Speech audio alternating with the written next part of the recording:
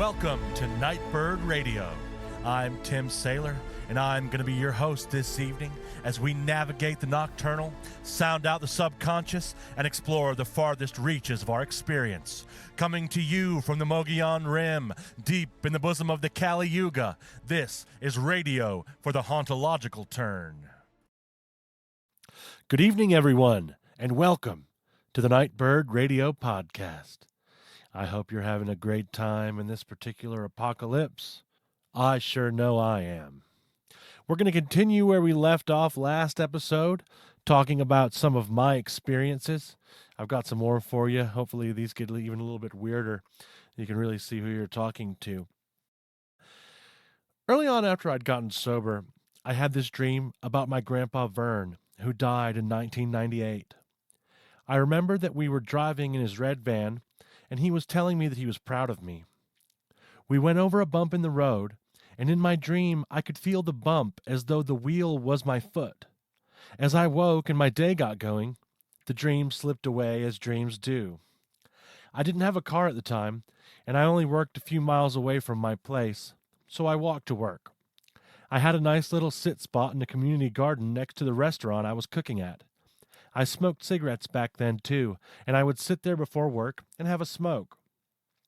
So that day, when I finished my smoke and I was walking back to work, I stepped on a big stick and immediately remembered my dream, and the way the bump felt was exactly the way this stick had felt under my foot.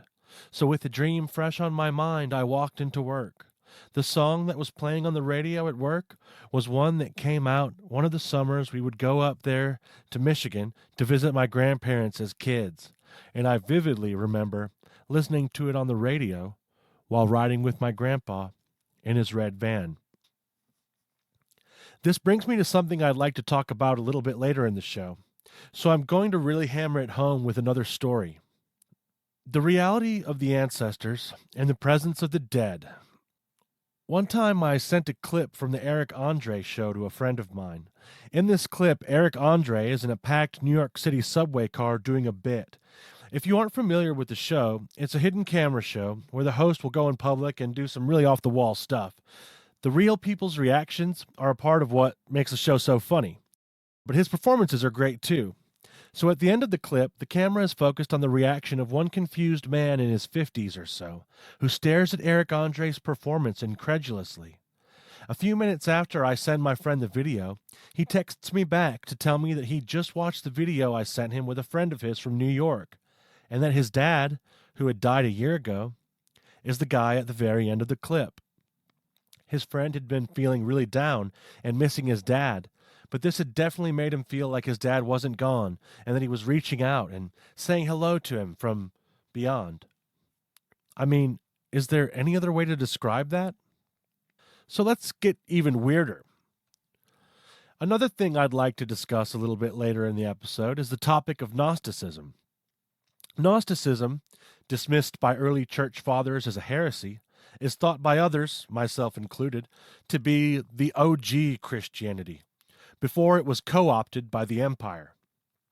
Again, I will go into it more later in the episode.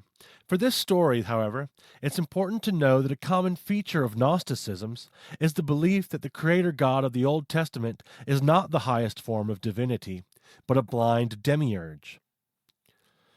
The demiurge is unable to see the reality of a higher God, and so says, "There is no other before me."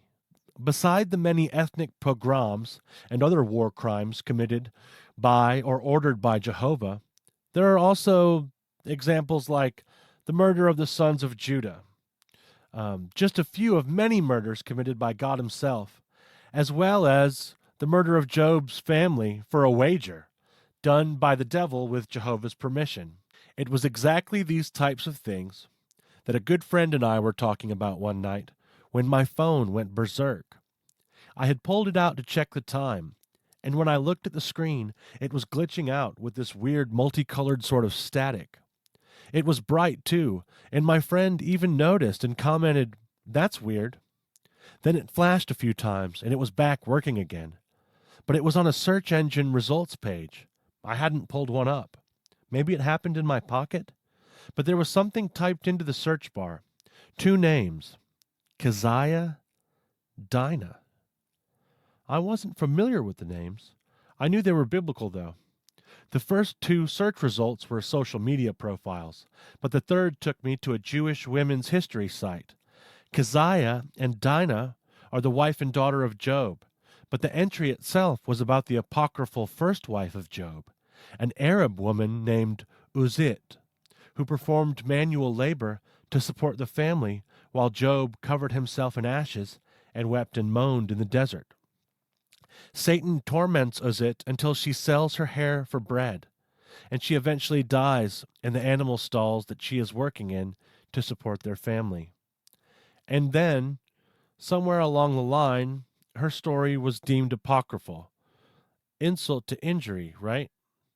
So, how many other biblical women were condemned to damnatio memoriae? Why was the tragic story of Uzit beamed to my phone from another dimension? And who was doing the beaming? I'm also responsible for such amazing feats as predicting that the mop head was going to be changed at work the next day. Who said every weird thing has to be significant or even make sense? But I think this one is more common than even I might think. So I was working at the same restaurant I mentioned before, and one night I had a dream where my boss said, "Change the mop head, change the mop head." And sure enough, the next day at work, we were getting ready to close, and my boss called back from the dining room, "Hey, let's change the mop head." Or who hasn't dreamed about seeing a friend, only to run into that friend or hear from them the very next day? There's a saying I've picked up on my journey, though I can't for the life of me remember from who or where. But it goes like this: God isn't in the world is in God.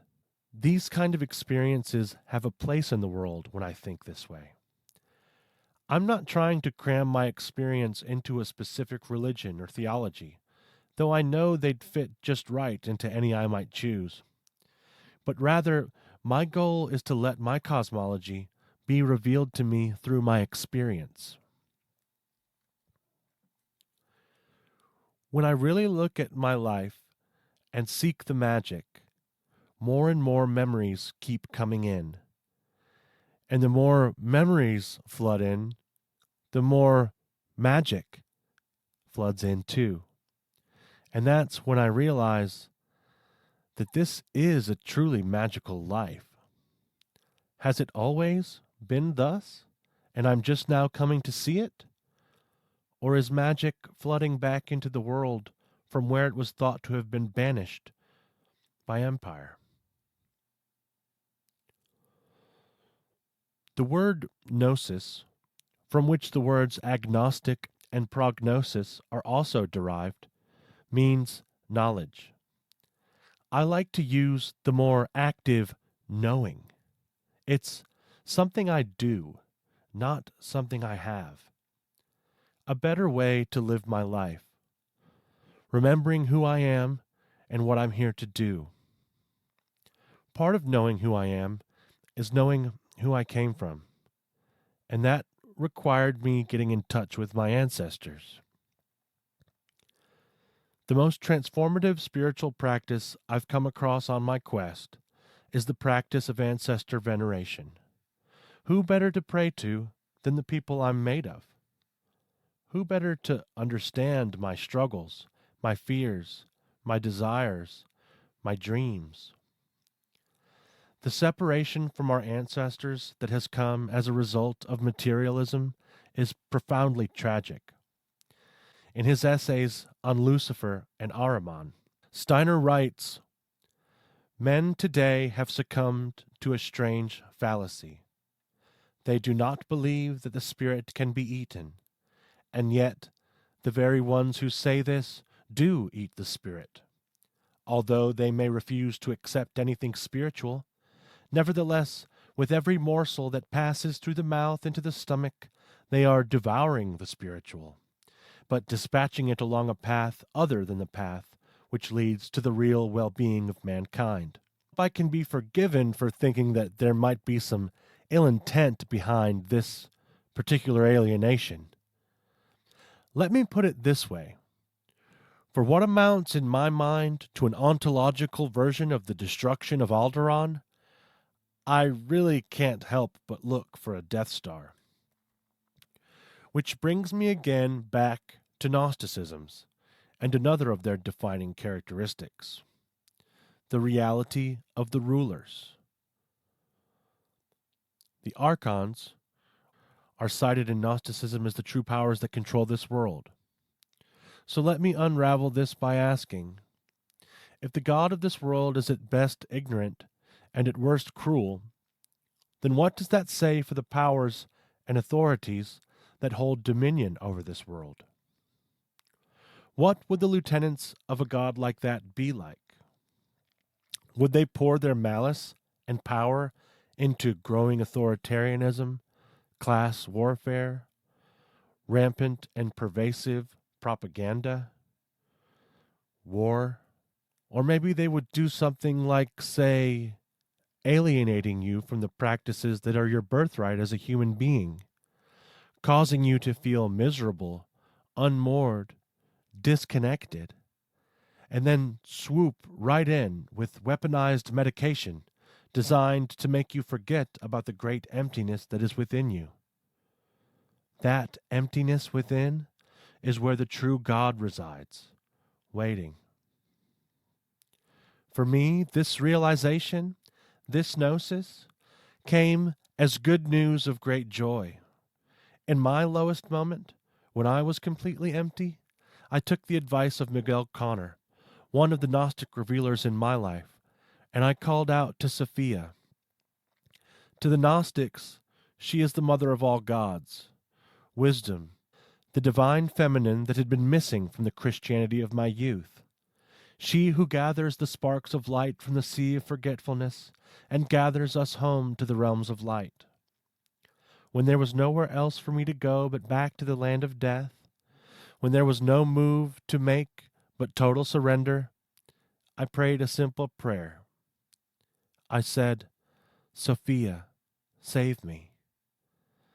And that was the day I was separated from those addictions that were not only destroying my life, but hurting my family and the people I care about. She delivered me from those addictions. Sure, there was a lot more work to be done, but I wouldn't be alone. One more note about Gnosticisms, because this isn't just a pet interest of mine, but I think this way of engaging with the world is more important now than ever. The way I see it, Gnosticism exists as a way of being with empire, without being engulfed by it. Philip K. Dick wrote in Valis, "To fight the empire is to be infected by its derangement. Whoever defeats the empire becomes the empire. It proliferates like a virus. Thereby, it becomes its enemies." So I want to add that the empire and the archons who support it don't seem to have the imagination that it takes to envision a world in which their enemies will refuse to meet them with open force. It's kind of like how in The Lord of the Rings, Sauron couldn't conceive of a plan to destroy the ring because he couldn't conceive of anyone refusing to use it and its power. They expect you to fight them so that you may swell their ranks. So what is one to do when the powers that be employ the two-party grift? When the media narrative becomes inhospitable to anyone who refuses to hate their enemy? When every call to action is a call to arms? My answer there is that I tend to my own divine spark. I nourish it and fan its flames and keep it burning bright so that maybe that spark will kindle a fire in others.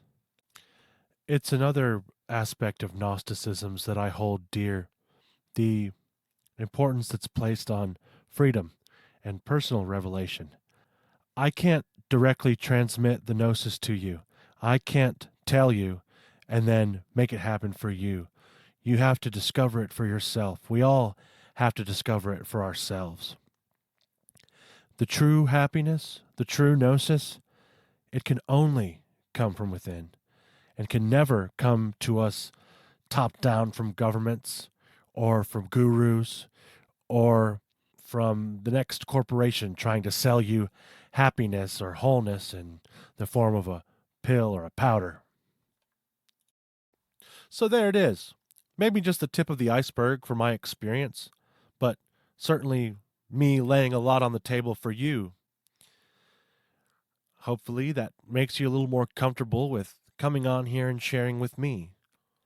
These have been a little short, but I hope to transition into full length, hour or so long episodes as we get some of you Nightbirds on to talk about your experiences. So if you'd like to share with us, please visit nightbirdpodcast.com, get in touch with me, and we'd love to hear from you. We'd love to hear about your experience. I'd love to have you on the show and talk to you. Until next time, thanks for listening to Nightbird Radio. We fly by night.